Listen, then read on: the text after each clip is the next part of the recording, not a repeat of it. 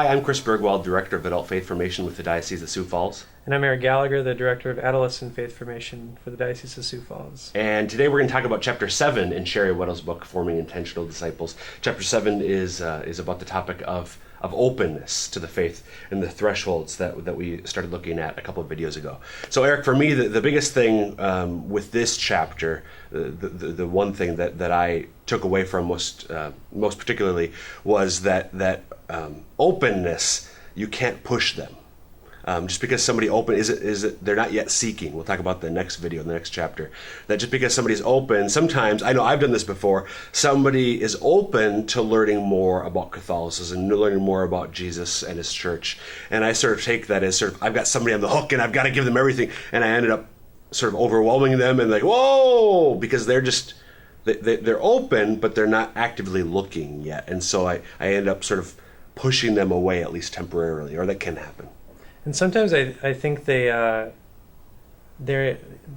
trying to figure out what it is, like the next threshold is seeking, and we're really trying to figure out what is it that's really where can we open them up to that will really draw them for the next thresholds to really have a deeper meaning to them. So just the idea of openness of having them consider all these different things, and in the book Sherry mentions all these types of things that you can have them do, just asking them thought-provoking questions, like have them consider these things, not try to force anything upon them, but it's opening their mind up to just a different realm that maybe they haven't ever considered before, and something that maybe, especially with family life or the culture that they've grown up in, that maybe they just never even considered it before. So the openness is more or less trying to bring them to that place where they realize it themselves, rather than forcing something upon them at all. And from there, yes, then you lead into the next threshold. Right. And the thing to me that you just said there, she gives a number of ways that you can do it, asking thought-provoking questions and so on. But it is, as you're saying, really trying to get them to come to that place. Because they are still, as she says, they're still sort of passive, and you can't presume that they're actually looking when they're just, okay, I'm open to learning more about this.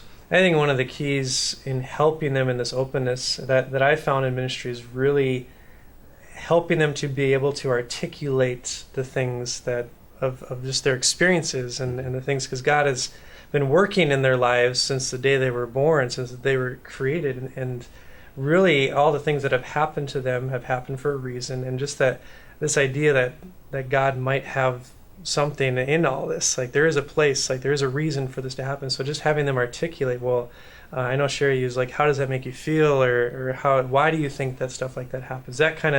That stuff kind of just opens them to the idea that this isn't just all for naught, that there is a God involved, and that's really what begins to whet their appetite to begin seeking out that God. And so we're not to the point yet where we can see that they're so excited about this relationship with God, and that's what we want, is they're open, and I want them to have the God that I have, but sometimes they need to receive it and be kind of prepped to receive it differently than we're used to receiving it.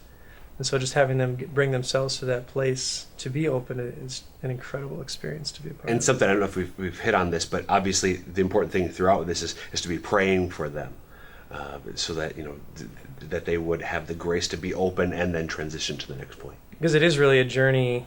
I mean, we're leading them through this journey, and some people are very scared of what's going to happen. So even for them, just the idea of that support really brings them to that place where we can trust. And that's why the first couple thresholds were huge in that process, because they really need to build off that foundation of trust and love, and then we can continue to lead them through.